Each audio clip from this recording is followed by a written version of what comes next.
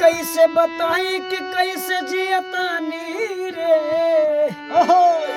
ई जहरिया जुदाई के पियतानी रे कि तू जईब ससुरा हम जईब शमशान रे तमौत के सीन देख दुनिया जहान रे कि तोहरा से जुड़ल बाड़े हमारा दिल के कनेक्शन हो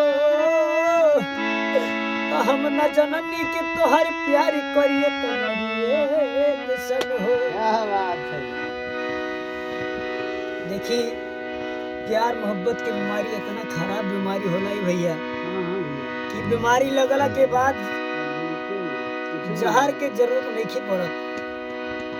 अरे कि मर जईबी ससुरा तोहरा जाए के पहिले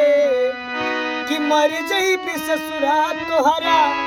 जाए के पहिले फिर होई घाट का छपाए के पहिले फिर होई हाट का छपाए के पहिले। कौनो लइका कहत किए करे जा कितना विश्वास रहना कि हम दोनों जनी बतियावल जाता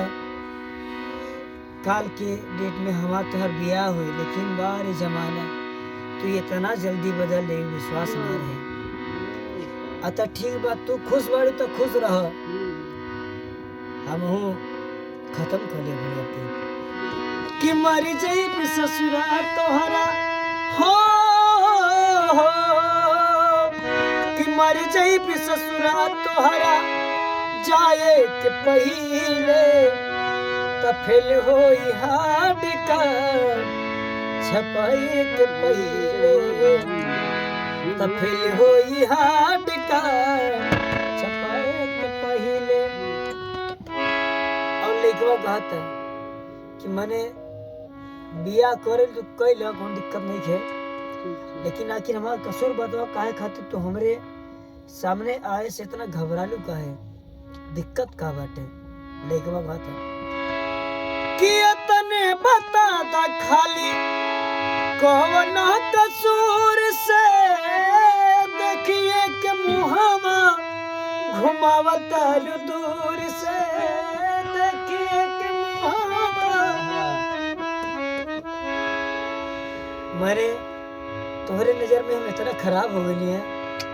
कि तुमने हमारा चेहरा न देख सके। तने बता दा खाली कौन कसूर से देखिए के मुहावा घुमावता दूर से देखिए के मुहावा घुमावता दूर से। लइकवा कहता कि देखा अगर तू हमारा चेहरा देखल पसंद ना करेलू तो बहुत जल्दी खत्म कर देगा कि माड़ो के पास तोहर कटाए के पहिले अरे माड़ो के पास तोहर कटाए के पहिले त फिर होई हाड का छपाए के पहिले फिर होई हाड का छपाए के पहिले। अरे जानता नहीं मरल बानी हम तो कबीर के राहुल बिहारी शंकर रोवे तो कबीर पे अरे राहुल संदीप शंकर रोवे तो कबीर पे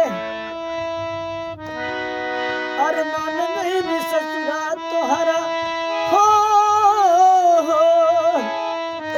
कि मर जईबी ससुरा तोहरा जाए के पहिले